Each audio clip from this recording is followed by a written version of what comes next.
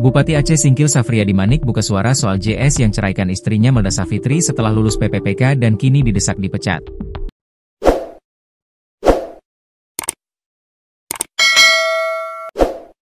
Adapun Safriyadi Manik menegaskan tak buru-buru mengambil langkah pemecatan terhadap JS. Ia mengatakan JS tetap dipertahankan sebagai ASN dan hubungannya dengan istrinya Melda harus rujuk. Belum dipecat, apapun belum. Sekarang kita penyelidikan dulu.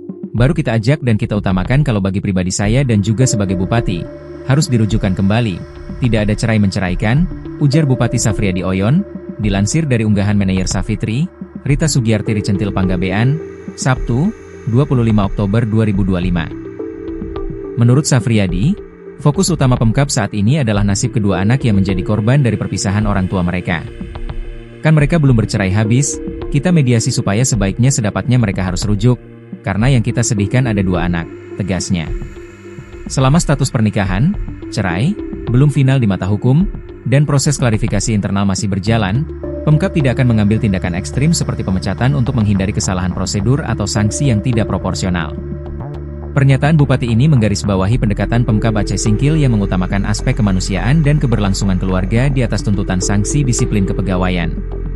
Sebelumnya, kasus Melda Savitri, seorang istri yang selama ini berjuang dan bahkan membelikan baju korpri untuk pelantikan suaminya dari hasil berjualan, telah memicu kemarahan publik nasional. Banyak pihak, termasuk tokoh masyarakat dan warganet, menilai tindakan JS tidak beretika dan mendesak Bupati untuk mencabut SK PPPK-nya.